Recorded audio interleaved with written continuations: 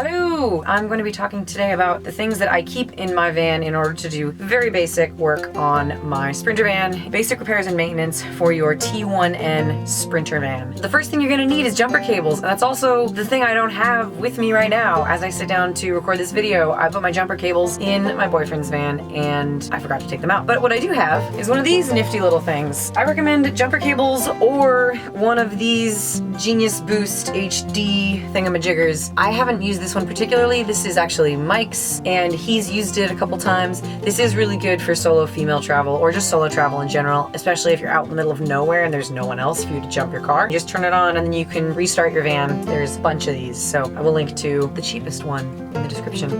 Ding ding. Ta-da! You will need a flathead screwdriver. Can you see that? Did that zoom in on there? Is it still on me? There we go.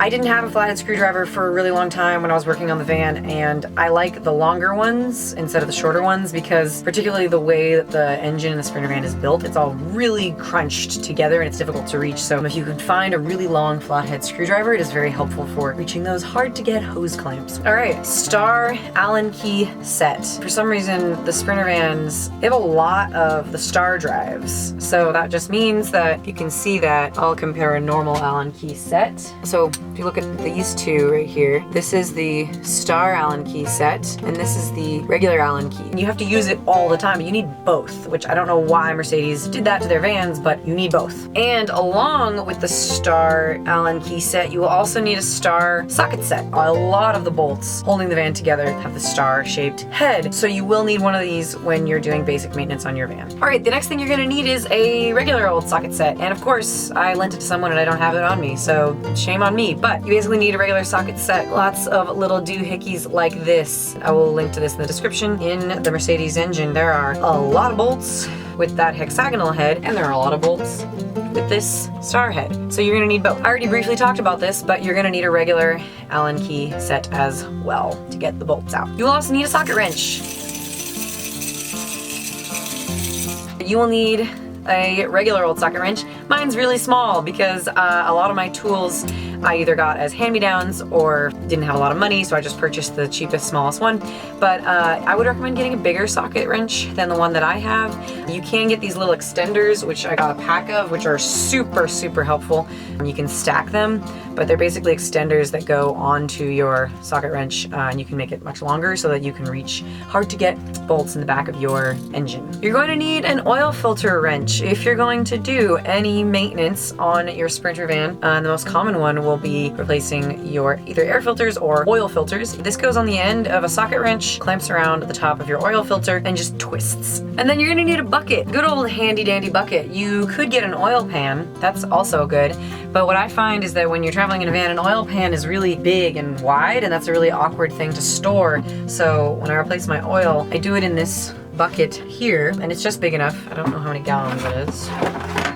Probably like 5-gallon bucket, but I found that I can put all of my oil and tools in here and then store them in a box which goes under the back of my van, so that's useful. You're also going to want a multimeter. I have not had to do this specifically. I actually use this multimeter more often to measure my house batteries and what they're putting out. However, you can use this to check your alternator just in case your alternator's bunk. I've not had to do this, but I've had a couple friends borrow my multimeter in order to check their alternator. I highly recommend having a multimeter on hand. It is very useful. Fluids. Dun, dun, dun, dun. Fluids, I keep antifreeze, and I also keep oil in my van to top things off. This is the 400 SDE 15W40 heavy-duty diesel engine oil for the Sprinter vans. I keep oil and antifreeze on me at all times, just in case. And I also keep car wash on me, just in case I have an opportunity. As you can see, it's pretty much full, so I've only really had the opportunity to wash my car one time. That's still, you know, one time that I was able to wash it, so I keep this with me just in case. Other miscellaneous things that you'll want to keep on hand, I don't have any right now because I'm not prepared, but I like to have shop towels and I like to have rubber gloves because particularly in the van, if you don't have access to a shower after you're doing a little bit of maintenance on your van, you want to make sure your hands aren't covered in oil and grease and grime, and then you just have to touch the things inside your van. And that is everything I currently have inside my van that I use to do basic maintenance. I did not say this at the beginning of the video, but I will say it now. I am not a professional. I'm all self-taught. I have basically Googled how to fix things on my van and then gone and done those things. And so I'm not a mechanic. I didn't have anyone to teach me how to do this when I was growing up. So if I have said anything in this video that is incorrect or sounds wrong, or I just sound like I don't know what I'm talking about, please let me know down in the comments. I would love to learn from this community. Also, if I didn't include something that you think is super, super important that people should have in their van, please put it down in the comments and let me know. I will like and favorite so that they go to the top so that people can learn from you. I think that's everything. You can follow me on all of the socials at One Chick Travels on Instagram and Facebook. On Twitter, it's Kaya Says.